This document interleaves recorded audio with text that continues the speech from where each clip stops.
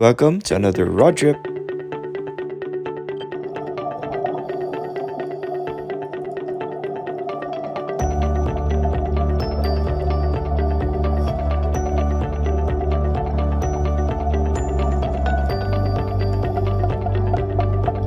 On September 24, 1944, a squadron of 24 Helldiver bombers burst out of the sky above Coron Bay in the Philippines, located the Japanese supply fleet hiding among the islands below, and proceeded to blow it apart.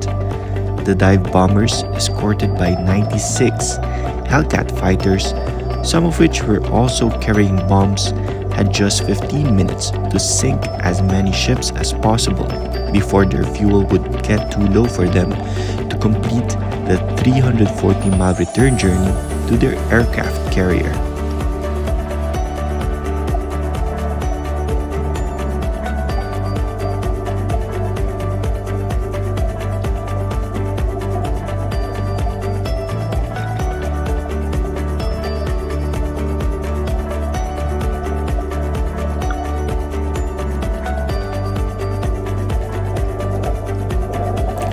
The attack was ruthlessly successful and left a legacy that would not be discovered until recreational diving came to this remote part of the Philippines.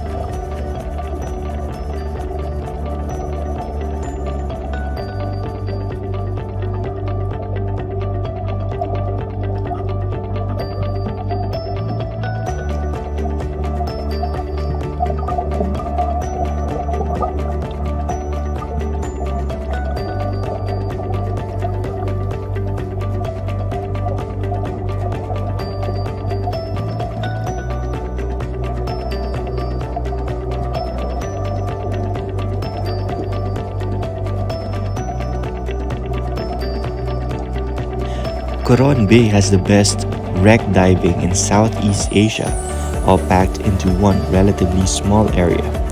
There is nothing quite like the feeling of standing on a jetty, knowing that you have at least half a dozen of huge wartime vessels lying within a short boat ride. Each wreck has its own special characteristics, but on the whole, they are big, mostly intact, within reasonable diving depth, and full of amazing artifacts.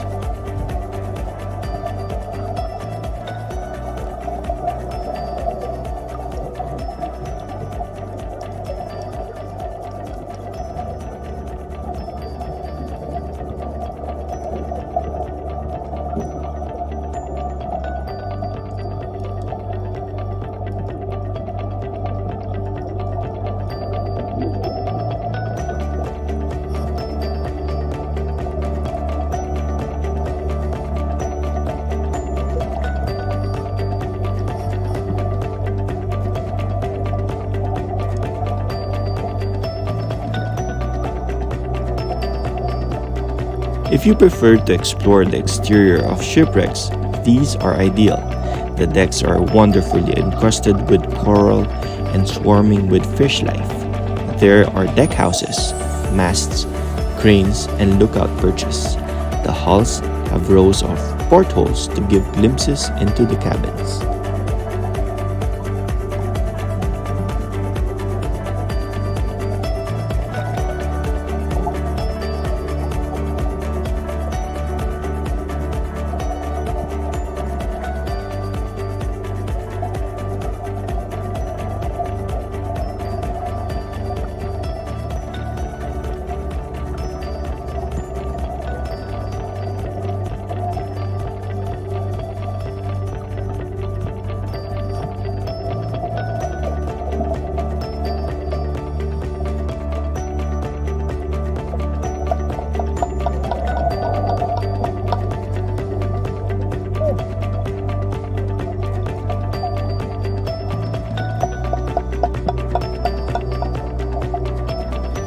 There are still anti-aircraft guns in place and a huge circular gun mounts.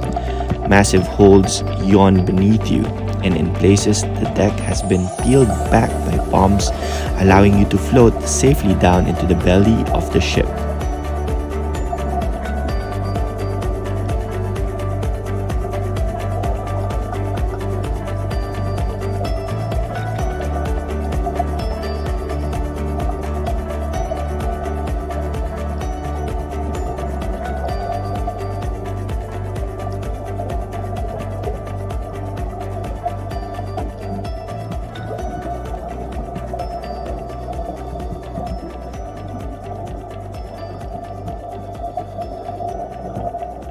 If penetrating deep into wrecks is your passion, then Coron really is heaven on a stick. We are talking about 170-meter long ships. With good planning and a knowledgeable guide, you can make the most of them.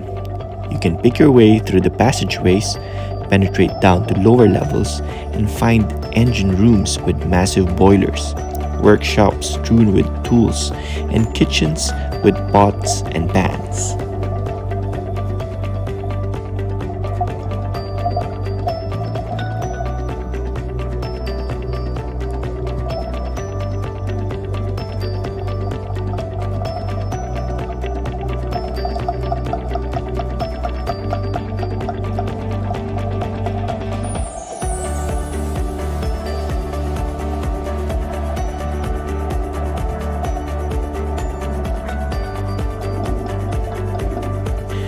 Coron Bay lies on the northern tip of the island of Palawan, the most westerly of the Philippine Islands, but is easily reachable by plane from Manila.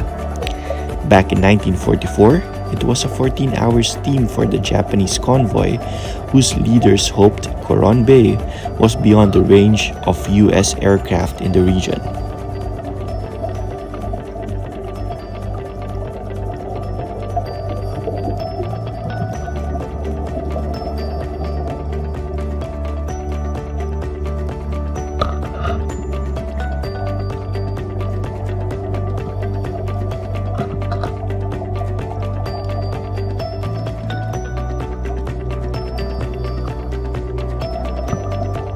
However, within less than a day of their arrival at Coron Bay, Vice Admiral Mischer, on board the aircraft carrier USS Lexington, ordered the 120 planes into the air and they set off to the very limit of their range.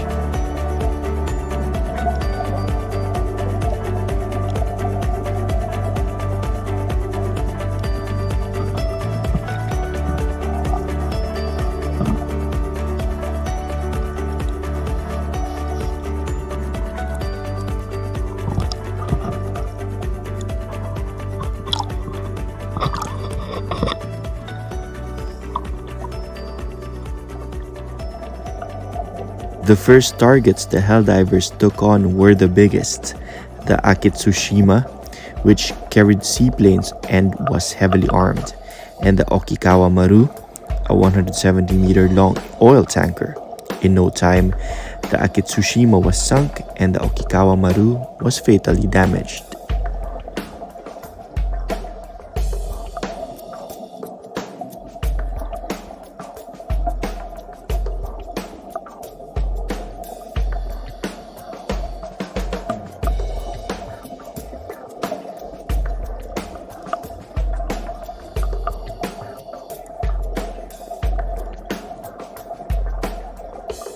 Soon after, the Olympia Maru and the Kogyo Maru were under attack, and both went down with the loss of many lives. The Iraku, a provision ship, went down with flak guns blazing, and even the Army Auxiliary Supply ship Kyogozen Maru, hiding on the other side of Busuanga Island, was sunk before the attackers finally had to head off.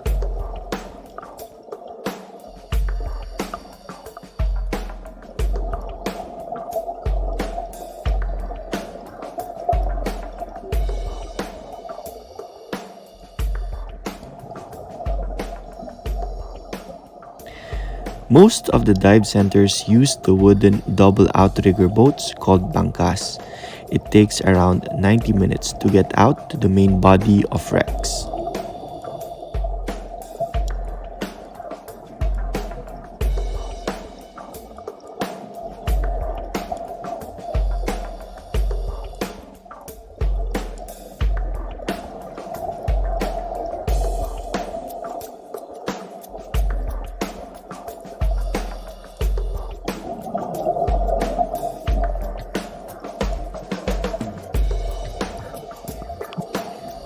The Philippines has two seasons, the dry season from December to June and the wet from July to November. You can dive the Coron wrecks all year round, with visibility a bit better in the dry season.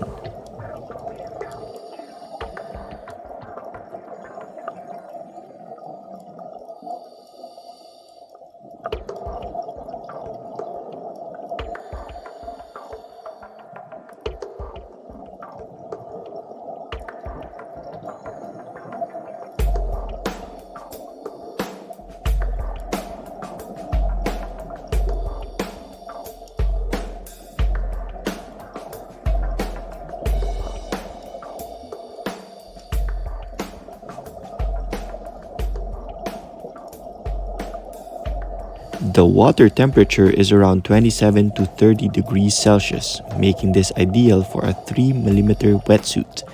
Take a full-length suit to protect you from sharp surfaces inside the wrecks.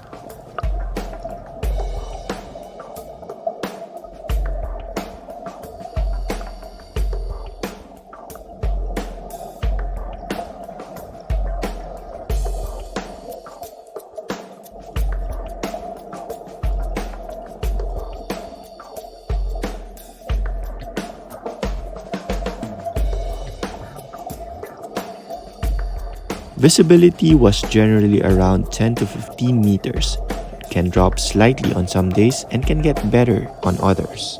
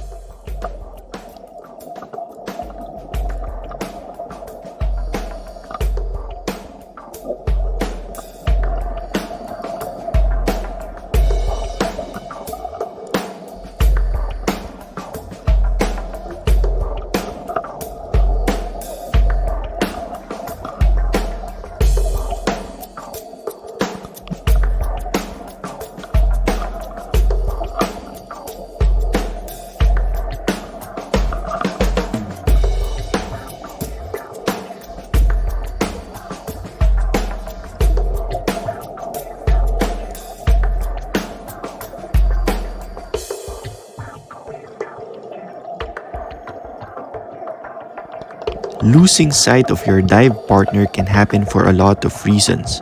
Visibility may be poor, your body may have gotten distracted by a marine creature and peeled off from your prearranged dive plan, or your body may be dealing with an issue that you failed to notice.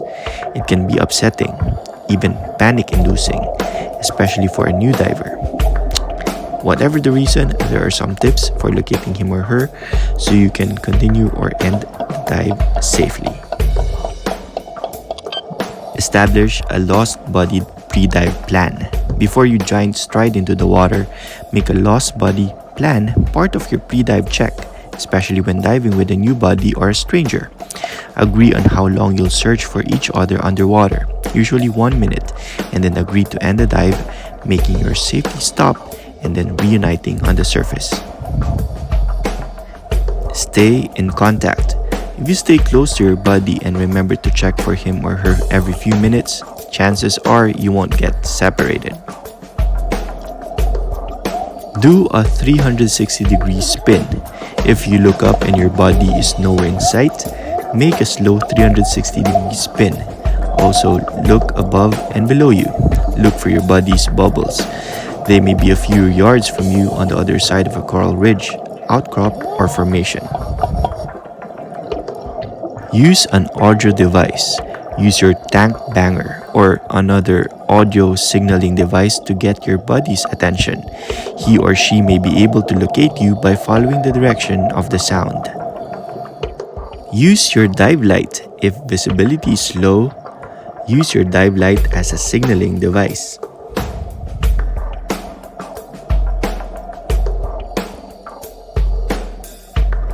Be a clock watcher. Spend only a minute looking for your buddy at depth.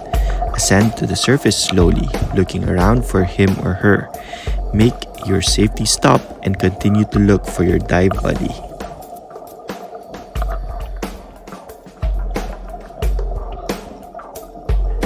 Deploy your surface marker buoy. By using a DSMB or SMB, your buddy can see where you are if he or she has surfaced ahead of you. It also aids the boat crew in locating you, as you've probably surfaced in an unexpected place.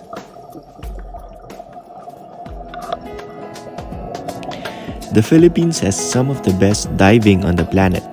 This vast archipelago of 7,641 islands, scattered across 300,000 square kilometers of ocean, has nearly 9% of the world's coral reefs and is the epicenter of global marine biodiversity.